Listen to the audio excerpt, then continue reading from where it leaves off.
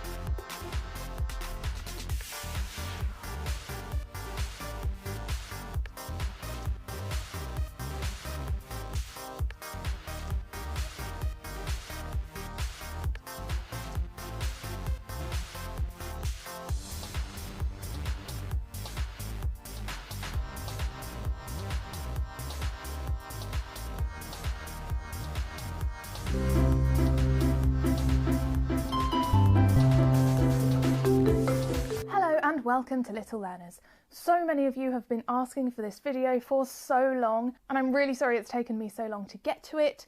As some of you may know, I did do some filming and lost the footage, and this was one of the videos that was in this footage. So let's get into it. Reading to children might seem like a really simple thing, but for many people it can make them feel a bit nervous. Do I have to do silly voices? Will children actually listen to me? How do I make the story interesting and maintain their attention?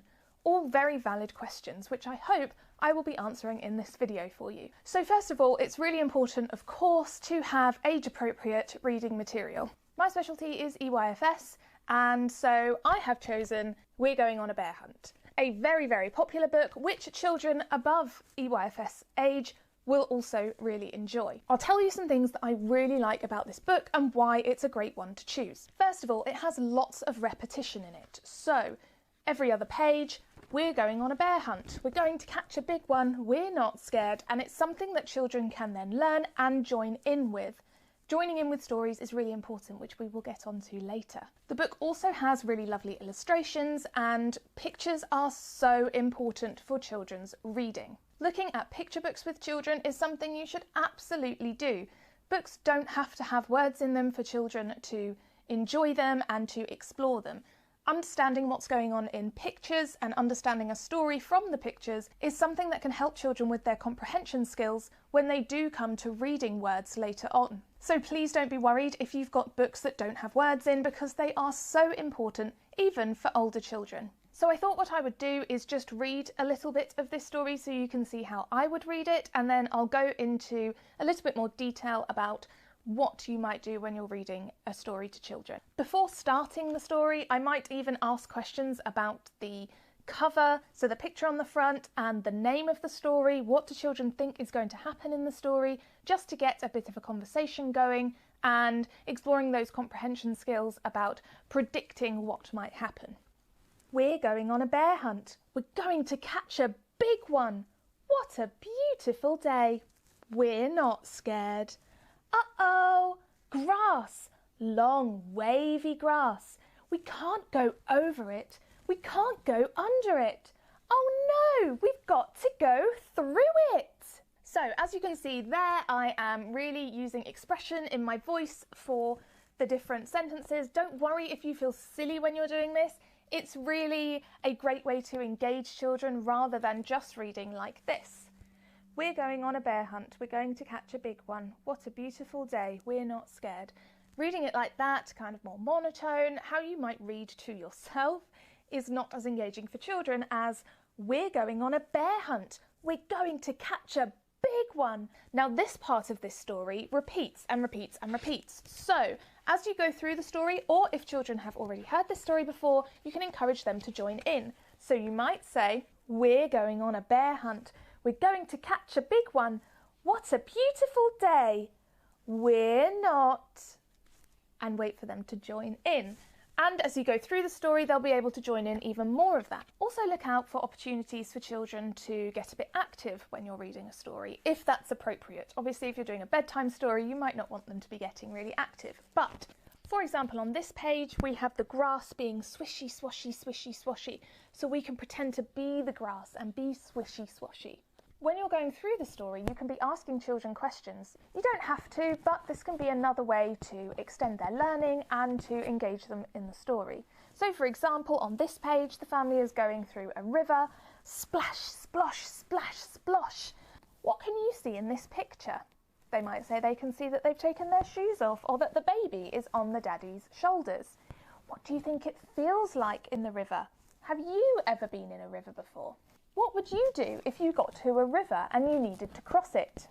They might say they would swim. They might say they'd find a boat. But these are just different questions you can ask to extend their learning. Of course, if you are reading to a child who is non-verbal at the moment or doesn't have that many words, you might want to keep your questions a little bit more closed. So if you know a child can say yes or no, then you can ask yes or no questions such as, do you think it would be cold? Do you think it would be wet? Would you like to go through a river? Asking children questions that you know they have the words to answer.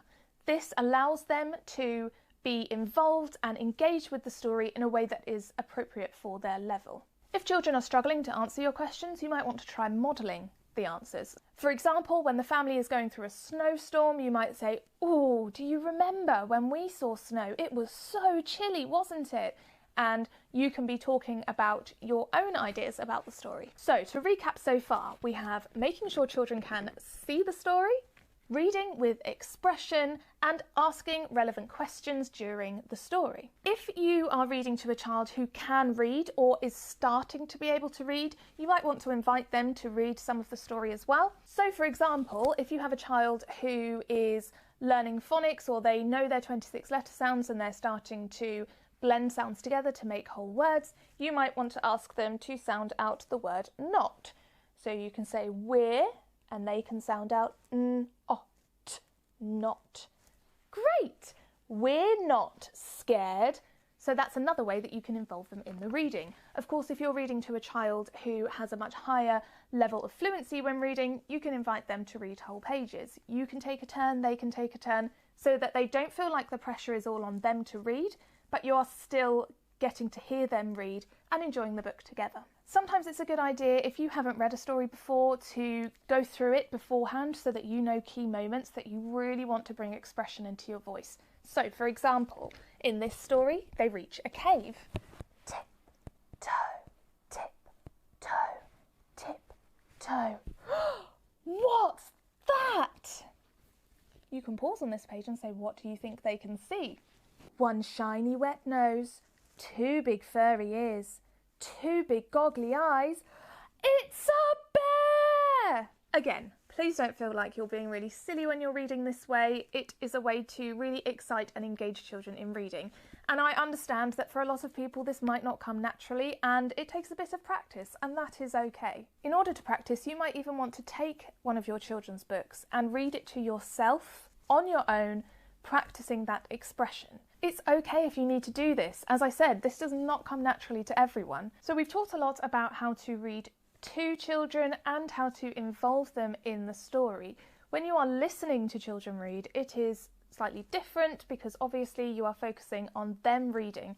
If they are a little bit nervous or apprehensive about reading themselves, then you might want to take the turns approach. So they read a page, you read a page. This can really ease children into reading and help them with their anxieties about getting things wrong because the pressure is not all on them. So this book contains a lot of repetition that children can join in with. Other books I really like that contain repetition are The Very Hungry Caterpillar, the That's Not My series, and Julia Donaldson books such as The Gruffalo and Room on a Broom. If you're finding that a child doesn't really want to engage in reading a story, think about what their interests are. For children in early education, and to be honest, for everyone, they are going to be a lot more interested in something that they enjoy. So if your child is really interested in dinosaurs, find some stories about dinosaurs. If your child is really interested in cars or pirates or princesses, find books around things that they enjoy and are interested in. Also, don't forget that you can read non-fiction books with children. These might be information books around a subject a child enjoys, sensory books, or even books that focus on math skills like counting. I really hope this video has helped. If you do have any questions, pop them in the comment section below. I will be happy to answer them. If you enjoyed this video, please give it a like as it really helps out the channel. And if you haven't already, do click that subscribe button so that you see more videos just like this. Thank you so much for watching, and I will see you next time.